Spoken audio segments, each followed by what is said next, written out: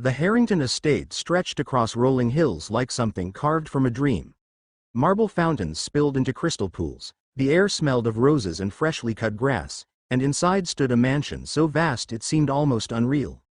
Yet, in one quiet corner of that grand house, behind polished oak doors, a young boy sat in a wheelchair, staring out of the window at the world he had never been able to chase. Ethan Harrington was 9 years old, the only son of the wealthiest family in the county. His father was a powerful businessman, his mother a socialite who lived behind a veil of charity luncheons and designer gowns. To anyone looking in from the outside, Ethan had everything, every toy, every book, every comfort a child could dream of.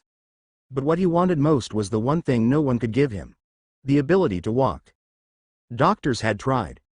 Therapists had tried. Specialists had flown in from all corners of the globe. Still, Ethan's legs remained weak, unresponsive, like anchors that tied him to his chair. Over time, the boy learned not to hope.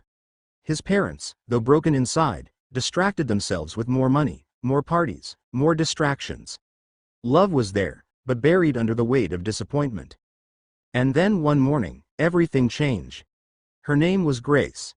She arrived at the Harrington estate quietly, a young black woman with warm eyes and hands that looked like they had known both hardship and gentleness.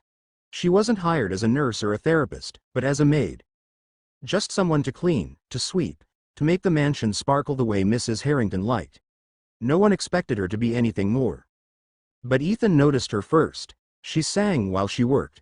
Not loud, not showy, just soft melodies, hymns her grandmother had taught her, songs with words Ethan didn't always understand but could always feel. He would wheel himself closer to the door whenever he heard her voice, pretending to look at books but really just listening. Her voice carried something the doctors never brought with their charts and machines: hope. One afternoon, as Grace dusted near his window, Ethan asked, "Why do you always sing?" She looked at him, surprised. "Because singing makes heavy things feel lighter," she said simply. "Even when the world feels like it's pressing down, a song can remind you that you're still alive." Ethan thought about that for days. Unlike everyone else who tiptoed around him, Grace spoke to Ethan like he was whole, like he wasn't broken. She asked him about his favorite stories, his favorite dreams. She never said, "Poor boy." She never said, "Maybe one day." Instead, she asked, "If you could walk, where would you go first?"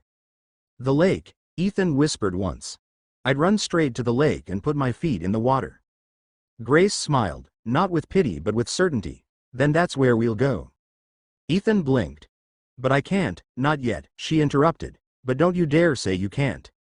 No one had ever spoken to him like that. Days turned into weeks, and something began to shift. Grace would wheel Ethan into the garden and make him press his feet into the grass, even if he couldn't feel it. "Your body remembers more than you think," she told him. She encouraged him to close his eyes and imagine running, imagine the wind against his face. She had no degree, no training in medicine, but she had faith, and she gave some of that faith to Ethan. Then came the moment that no one could have predicted. It was a rainy evening, thunder rolling across the sky like drums. A storm had knocked out the power, and the mansion felt darker than it ever had before. Ethan was upstairs in his room, the storm rattling his windows.